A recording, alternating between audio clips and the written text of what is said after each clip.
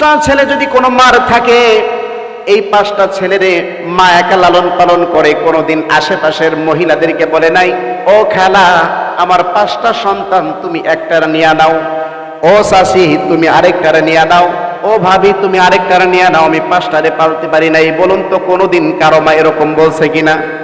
আমার বন্ধুগণ, এই মা যখন আমাদেরকে এত কষ্ট করে তিলে তিলে যখন বড় করে, 5টা সন্তান যখন প্রতিষ্ঠিত হয়ে যায়, আহারে আমাদের কপাল পোড়া, এই 5টা সন্তান মিলা একটা মারে পালতে পারি না। কথা ঠিক কিনা?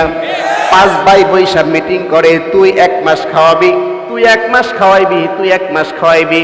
আরেকজন বলে আমি কিন্তু এর বেশি খাওয়াইতে পারবো না। আহারে কপাল পোড়া, মা বাবা যখন দুনিয়া থেকে বিদায় হয়ে যাবে বুঝবা কেমন জিনিস। তোমার বিদায় হয়ে গেল, 5টা সন্তান মিলা আমরা মারে খাওয়াইতে পারি না, বাবারে পালতে পারি না। আর ওই মা কিভাবে আমাদেরকে একলা 5টা সন্তানরে পালছে।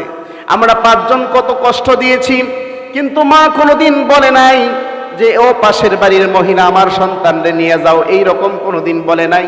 পাশের বাড়ি থেকে একটা জিলাপির টুকরা পাইলেও আঁচলের নিচে করে আপনার আমার জন্য নিয়ে আসতো। কথা ঠিক কিনা?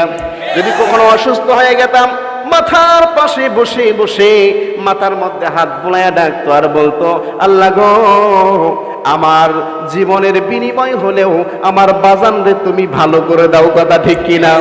আর আমরা স্বার্থপর ছেলেরা কিভাবে বড় হইলে ওই মারে কিভাবে বৃদ্ধাশ্রমে দিয়ে আসতে চাই, ওই বাবারে কিভাবে বৃদ্ধাশ্রমে দিয়ে আসতে চাই, একটুও কি তোমার অন্তর কাঁপে না? জোরে কোন কথা ঠিক কিনা? আরে